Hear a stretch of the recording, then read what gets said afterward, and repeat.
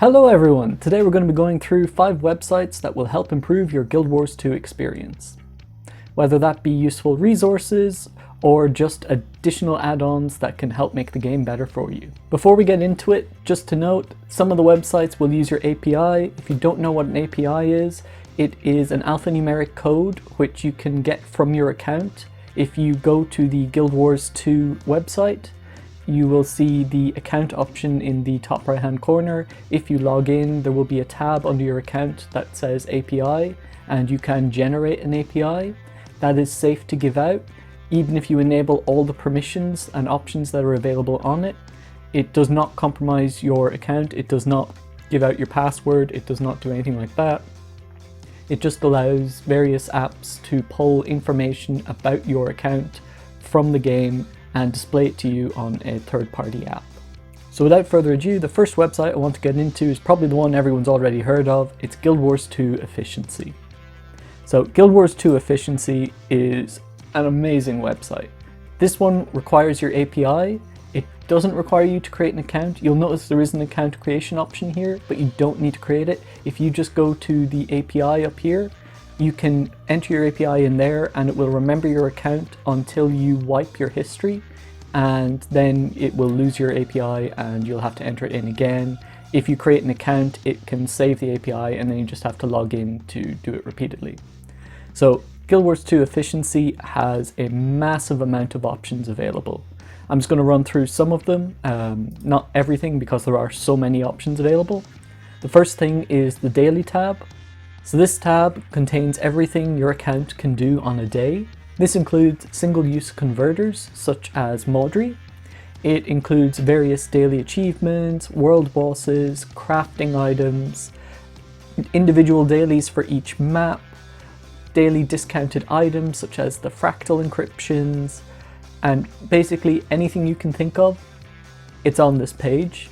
And this can be really useful for your own personal tracking purposes, so you can see what you've actually done for a particular day, especially if you're going for a full day playthrough and by the end of a session you've forgotten what you've done at the start of the session.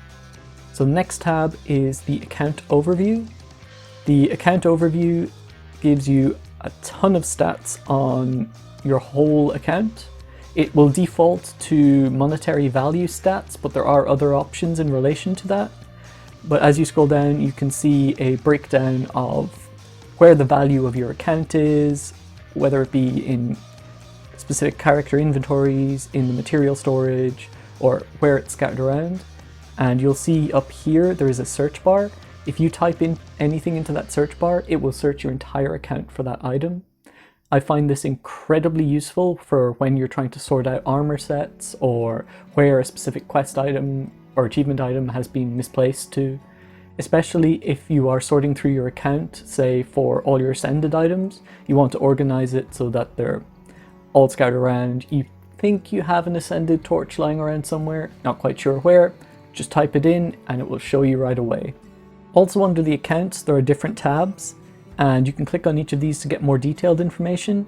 If you click on this, it will show you all your characters, how old they are, how much value is on their account, what's in their current inventory, other useful stats and statistics around that. It's a similar story for most of the other tabs here. You can see achievements you've completed, progress towards them. If you're doing farming, you can activate a timer, which will track your account's value when you start farming until you manually stop that timer. And it will then look at your account's value again, give you the differential between those two numbers so you can tell roughly how much you may have made in that intervening time. It also has the time machine, which allows you to track what your account has done over time, so you can go back and see what progress you'd made at, say, April 15th up to now and see how far you've come, which is always really nice to see. And again, it will show your account inventory for each of your individual pieces. You can do it all together. You can see what's in your legendary armor. You can see every skin you've unlocked. You can see every miniature, die, basically any metric on your account, this will show it to you. This links into the next tab, which is the stats tab, and I really like this tab. If you click in here, it will automatically default to gold as well.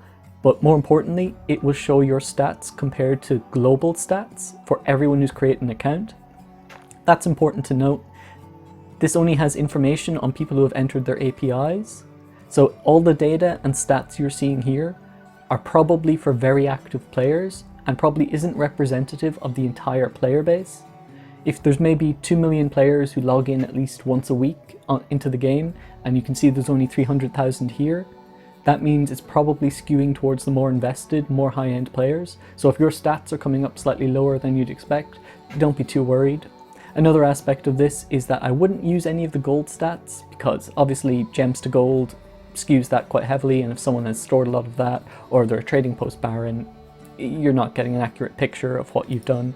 I much prefer to go down here, and if you see under progression, you can look at stats like this, such as your finished achievements, which, yeah, you can see stats are much higher here. My personal favorite for progress is the wardrobe unlocks, because endgame in Guild Wars 2 is meant to be skins, so I've been considering skin unlocks one of the main things. Again, gem stores can skew it, but you can see your progress here, progress over time. It can be nice to see. In addition, there's a leaderboard for the top 25 players. Probably not much point trying to get into that at this point. You can see from the values that these are some very high-end players. Also, you can see the total account time played, and when you swap to that, you can see that the top player has 40,000 hours, which means they've essentially been logged into the game since day one and have never logged out pretty much. So you're not going to compete against that, which is where this one comes down. This is a breakdown based on your time. So this is more useful. So for instance, I'm in the 2,000 to 4,000 bracket, and I can see comparably I'm in the top 0.5% of players for that time bracket, which is much more motivating than if I just looked at, say, for the high end, where I can see, oh, I'm only in the top 10% of players for players with 4,000 plus hours played. So this has values for everything you can think of, and even some random junk as well. They've thrown in some random fun stats for the collectors who want to collect specific junk items, which is always nice to do. There's a wealth of information here, and you can be surprised by some of the stats, some of the things people hoard, or some of the unlock ratios. If we go to the next tab on this, Unlock Statistics, you can see how many players have unlocked the specific item, and this can be applied to every achievement, every skin. It's insanely useful from a data perspective. You can see everything you'd possibly want. So the next tab is the Currency tab. The Currency tab has gold or currency to gold conversions for most items. So you can see if you've dungeon tokens, what would be the best way to convert them and all of that. I'm not going to go in depth into this one because there's another website later in the list that I think might be slightly better for doing this. So I'm just going to skip over that. Other useful things it has are timers for the various events in the world. Most of the other websites also have this. It's still a useful thing to have. It also shows you under the dungeon tab paths you've yet to complete for the day and the relative rewards you'll get from that. Another useful tool is the crafting calculator. In this one, if you type in any craftable item, it will come up with a breakdown of all the items needed to make that, whether it's cheaper to buy it from the trading post or make it yourself. It can take into account resources you already have on your account if you want, and then give you a price of how much additional gold it's going to cost to make it. All very, very useful stuff. Also contained on it is the gathering page, and under this it will show gathering routes for various fixed farms or daily gathering that you want to do, which combines well with the daily tab that we looked at earlier, and will get you through runs if you're looking for a very specific resource in a short amount of time. So the next website I want to go over is the Fast Guilds farming website. I'll have a link down below, as I will have with the other websites, but this one is really useful if you're looking to farm things efficiently, or if you're looking, as in my earlier video, about alt parking. You can see here it's got a breakdown of the most profitable places to park an alt, and this can be really useful so you know where you want to stick each of your characters. This gold value is not raw gold. If you click into each of these, you can see what items are included in the run, i.e. what chests you're meant to open to get that equivalent. Then if you click into that, it will show you a breakdown. Note these are massive dataset averages, so you're not going to get this amount of gold every single time, but over time your runs will average out at that amount. And for each of the items dropped from the chest, it will give you a breakdown of its average value or profit. And if you click in further, You can see what it recommends you convert to. If you click in again, you'll see what items it recommends crafting to get that gold value and then sell. It's quite in-depth, and it's a really useful tool if you're going to be doing alt parking. As I did mention in the previous video, I have most of my characters in Biora Marshes, and as you can see here, Biora Marshes is the generally profitable place. There are a couple of things listed here that might not be worth it as much. For instance, this is an event, and since the events don't necessarily trigger reliably, depending on what time you're playing at, it might not fit into your daily routine.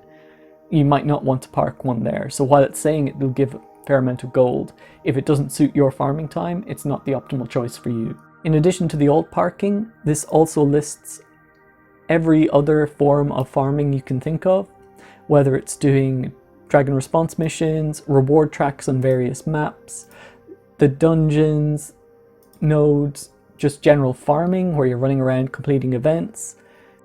I've suddenly gained glasses because I physically cannot see the damn screen while I'm trying to record this, so I've just given up and you're going to have to deal with the glare. In addition to all the world bosses, strike missions and other meta aspects, it will also cover general farm trains, what's the best glyphs to equip on your gathering tools to try and get a little extra cash out of that. Same for the Karmaic tools, the map rewards for each map. So this might be a thing a lot of players don't actually know, but when you complete events on any map, over time it generates reward progress on a hidden reward track. It's not hidden, but they don't exactly announce it. It's visible on the map if you hover over that specific map. Over time this can add up as well. It's probably not worth solely going to a map for these, but it's worth taking into account. And if you get the packed supplies item that gives you progress towards that reward track, it's worth going to the most profitable map to just use all of those up. It also looks at the salvageable items that you get. So the main one of these would be the unidentified gear. A few people mentioned in the video I uploaded last week that I wasn't doing the most efficient thing. I was just salvaging my unidentified gear immediately, which is not the most profitable thing to do with it. That was just out of laziness. I am aware of the more optimal way to do it. So you can see here, it shows you a variety of options. There is opening the unidentified gear before salvaging it. The reason people do this is because when you open each tier of gear, there is a small chance it will upgrade to the next tier. So if you're opening a common piece of unidentified gear, it could give you an uncommon piece. Uncommon can give rare, rare can give exotic items. So it can be worth opening. I usually only bother to do it with the actual rare unidentified gear, but every little counts, and you are potentially getting up to 50% additional profit if you are opening them. You can see here, it can change over time, so be aware it's not just a one and done. You have to look each time you're doing it just to make sure it's still the most profitable route to do. Other useful things on this website are the bag openers. It will give you a rough cost breakdown of each bag that is available in the game, and you can see which ones are the most profitable to open. These are bags from every source, be they daily bags, from logins, from converting laurels, to just the bags that you get from killing champions. Another really useful thing is the storage and slot bags page. This gives you a cash breakdown of how much it costs to get an additional inventory slot. So you can see in the breakdown here that the most expensive way to get more bag slots is the 32 slot bags. They're incredibly inefficient. Whereas if we go down here and we go to the 20 slot bags, we see that the cost per inventory slot of getting a brand new character slot with account bound bags, it works out nearly twice as efficient. It's, yeah, not even comparable. I'm not going to go through everything on this, but further down there is other currency conversions. I said I wasn't going to go into the ones on Guild Wars 2 efficiency. Here has a much more extensive list. It's well worth looking through. There is a wealth of information here. If you like stats, this has all the stats for you. Item conversions are for converting the various unique currencies into gold. As I mentioned in my new starter video, I don't recommend you do that unless you've unlocked everything that unique currency unlocks. It can be tempting to get the gold influx, but further down the line you're going to want that unique currency maybe if you need a specific reward on short notice, and it's a pain in the ass to get. The last things are the chest keys. So this is how much it's worth opening specific chests for in terms of what they'll yield for resources and potential rare drops. So the third website I'd mention is SnowCrows. They're a high-end raiding guild, and some of the things they provide on their website are benchmarks and builds for various pieces of content. If you're not familiar with what a benchmark is, it is under ideal conditions how much damage your character under a certain build can output, and they have it against large hitboxes, small hitboxes, multiple groups of enemies, things like that. Very useful to know. It's important to note, under real circumstances, you're never really going to hit the actual damage numbers they've got displayed here. The way they do the benchmarks is in the Special Forces training area, which is in the raid hub in Lines Arch. And under this, you can set up a hostile golem with all the conditions, all the buffs for yourself, even unique class buffs added on, and then you can whale on the golem for a minute to get an average damage output from that. It's also worth noting that the rotations required to do this amount of damage can be quite insane. If we look at the Weaver rotation here, we can see the full breakdown of all the gear required, the runes, items, food buffs, and infusions, complete skill and traits build out, and it even has a quick copy so you can dump it into the template format within Guild Wars 2. But if we look at the rotation itself, it expects you to go through all 4 elements in a cycling loop. You'll see it expects you to go through quite an extensive rotation of skills. There could almost be 40 different actions you're expected to perform to get the optimal damage, whereas in reality a lot of people aren't going to want to go quite that far. There are plenty of elementalists that are quite happy just sitting in fire and swiping away at people. While it's not optimal, in most content that's okay. If you're in a high-end raid group, it's probably not okay, but you have all the information here you need to improve. They have a complete list of all the builds they recommend for each class and each build of a class, so you can do a condition, you can do a heal, a hybrid, a power, and it will track them. They also handily list the skill floor and skill ceiling for each of these. So a higher skill floor means that it is harder to learn this class initially. A higher skill ceiling means that if you are an insanely skilled person, you can get more out of this class. So for instance, a Condi Tempest has a skill floor of 2, so it's relatively easy to get into, and it has a skill ceiling of 3, meaning there's not too much you can do to improve beyond a certain point. It also lists the role, so DPS or support and the other roles, and what type of damage it's outputting, because on certain types of bosses, the conditions versus power matter. So the fourth website I'd like to mention is Gw2 Timer. It gives you a live map overlay, which you can use to see various useful pieces of information. For instance, if we click into resource nodes here, it will immediately pop up where various resources will spawn and where you should be going if you want to farm them. If we click back out, it will show you the location of every jumping puzzle, recommendations on how to do them, and allow you to track completion of them as well externally if you want to. It also has a collectible items tracker, which will generate an ideal route you want to run for each thing. So you can see here, this is an optimal route for running buried treasures. And if you just follow this, you will get them done really quickly. They have this for a bunch of the different things you can open, including some of the map unique collectibles that you only need to do once, which it's useful to have open on another screen if you're doing it at the same time, just to get through it quicker. It also has a guild mission tracker, which can be useful for tracking bounty targets, where they typically spawn, their walk routes, useful information like that if your guild's having a hard time tracking down their weekly target. And it also has a trading post tracker. I wouldn't recommend using this on this website, there's better ones available for that, and also has a notepad and a customizable checklist for various things you want to do or you do typically, so that they're quicker for you to access and you have a better time. The fifth website I want to mention is kind of cheating. It's not really one website, it is 3 I've lumped together because they're all providing the same thing, but they're not enough to break down individually. So the first one is the Guild Wars 2 Forums. It's useful for tracking developer comments, known bugs that are occurring in the game, or to report other bugs. If you're having account issues, you can check here to see what some of the solutions are. Has some of the general chat areas. The forum is not as active as some of the other communities, but there are still posts and it can be worth a read at times. And there is a players helping players section where if you need a hand with something, you can just ask away. The second website I want to mention is the Gw2 Reddit. It is very active and it's also very helpful.